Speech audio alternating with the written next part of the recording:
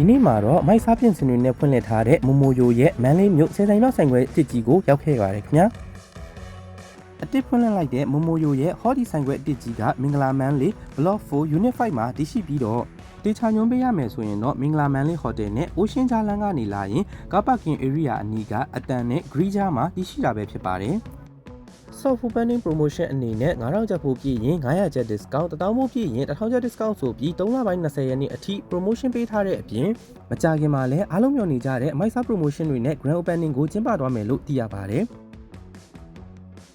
မမိုယိုကိုရောက်တဲ့အခါတချို့ချင်းချင်းအရတာကိုမှအပြီးပြပါပြီးဘူးကိတ်ကြီးနဲ့ထည့်ပေးတဲ့ Jumbo Fruity ပုံကြီးရဲ့အတစ်ထွက်ထားတဲ့ဆင်းဆင်းလေးနဲ့မွေးပြီးအရတာကောင်းမွန်လွန်လာတဲ့ Waffle Ice Cream လေးကိုတော့မမိုယိုကိုရောက်ရင်စားကြည့်ခဲ့ဖို့မမေ့ပါနဲ့နော်အတစ်ဖွင့်လှစ်ထားတဲ့မိုမိုယိုရဲ့မင်္ဂလာမန်လေးဆိုင်တစ်ကြီးမှာဆိုရင်အပေါ်ထက်ရဲ့အောက်ထက်ရဲ့ဆိုပြီးရှိတဲ့အပြင်အပေါ်ထက်မှာဆိုရင်တော့ဒီဇိုင်းလာနဲ့ကမ်ပိန်းခုံတွေချီရလူတွေနဲ့အမတ်တရပွဲတွေပျော်ရွှင်စရာမွေးနေ့ပွဲတွေတီးတန့်ကျင်းပလို့ရမယ် private room နေရာလဲကျဲအဲကွန်းကလည်းစိတ်နေအောင်အေးပြီးဖုန်းနဲ့လက်တော့တွေအားသွင်းဖို့အတွက်နေရာလေးတွေပါစီစဉ်ပေးထားတာမို့မကြခင်ရောက်လာတော့မဲ့မန်လေးရဲ့နွေရာဒီကိုအန်တူဖို့အတွက်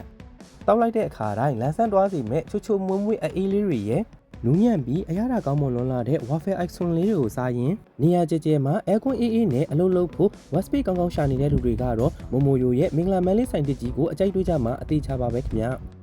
shopping ထွက်ရင်အမောပြေးအေးအေးလေးတွေတောက်ဖို့မင်္ဂလာမန်လေးမှာဖွင့်ထားတဲ့မိုမိုယိုကိုဝင်ခဲ့ဖို့မမိနဲ့နော်